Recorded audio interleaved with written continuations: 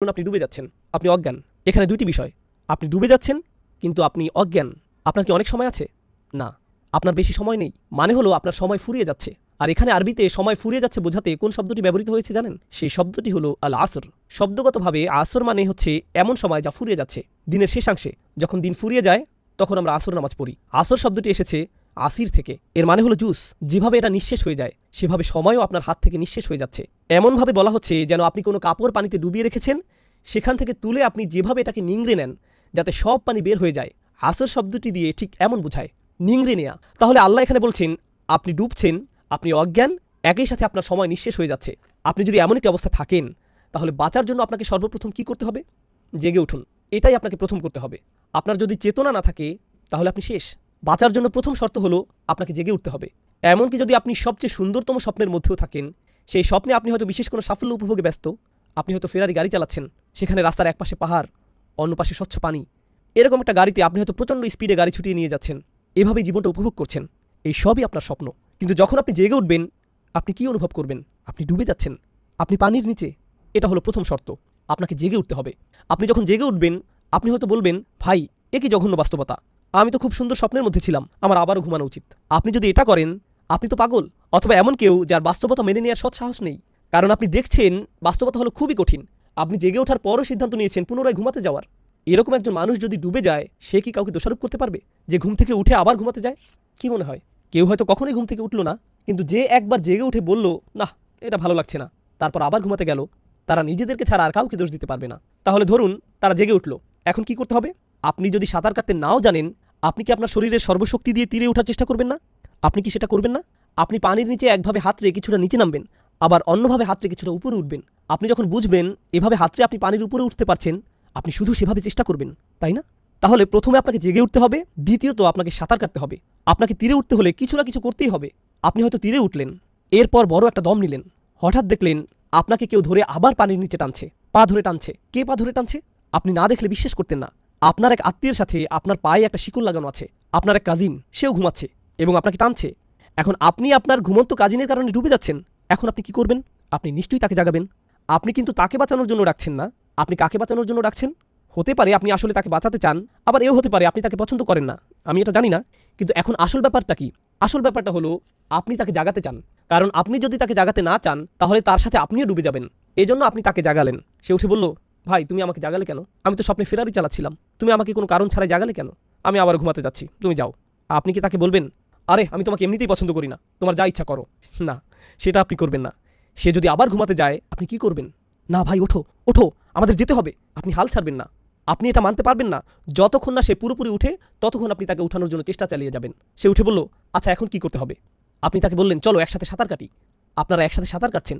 এরপর দেখলেন এবার আপনাদের দাদি আপনাদের দুজনের পা টানছে, এরপর আপনার আন্টি, আপনার প্রতিবেশী, আপনার মেয়ে, আপনার ছেলে, এটা চলতেই থাকবে। এদেরকে বাঁচানোর জন্য 4টি ধাপ আছে। প্রথম হলো তাদের ঘুম ভাঙাতে হবে, তারপর তারা সাঁতার কাটবে, তারপর তারা অন্যদের বলবে তারাও শিকলে বাঁধা। আর এটাই সত্যি, ঘুম থেকে ওঠো। এমনকি তারা যদি ক্লান্ত হয়ে পড়ে, কেউ হয়তো বলবে, ভাই আমি আর এসব করতে পারছি না, আমরা এগুলো বারংবার করছি, আমি মনে হয় আর পারছি না। অন্যজন বলবে, না আমরা সবাই একসাথে বাঁচবো, আমাদের এটা করতেই হবে, ওঠো, চলো চলো চলো, সাঁতরাতে থাকো, চলো। আপনারা এমন মুভি দেখেছেন না যেখানে তারা কোনো আর্মি থেকে পালায়, তাদের মধ্যে একজন ক্লান্ত হয়ে বলে, আমি আর দৌড়াতে পারছি না, তখন অন্যরা কি বলে, ওঠো ওঠো আমরা এটা পারবো, চলো। তারা কোনো না কোনোভাবে তাকে মানিয়ে নেয়। যদিও সে ভেবেছিল সে আর দৌড়াতে পারবে না, তারা একে অপরকে তাগিদ দেয়, কারণ তাদের বেঁচে যাওয়া একে অপরের উপর নির্ভরশীল। তারা প্রচণ্ডভাবে একে অপরকে তাগিদ দেয়। আল্লাহ এই সূরার শেষে কি বলছেন? প্রথমে বলছেন ওয়াল আসর, সময় শেষ হয়ে যাচ্ছে। তারপর তিনি বলছেন ইন্নাল ইনসানা লাফি খুসর, মানবজাতি ক্ষতির মধ্যে ডুবে আছে। এ দুটো মিল বুঝতে পারছেন? মানুষ ক্ষতির মধ্যে ডুবে আছে। ব্যতিক্রম কি? ইল্লাল্লাযীনা আমানু, যারা বিশ্বাস করেছে। কি বিশ্বাস করেছে? আল্লাহ বলেননি আমানু বিল্লাহি ওয়া মালাইকাতিহি ওয়া কুতুবিহি ওয়া রাসূলিহি ওয়াল ইয়াউমিল আখিরি ওয়াল কদরি খাইরিহি ওয়া শাররিহি মিনাল্লাহি তাআলা ওয়াল বা'থি বা'দাল মাউত।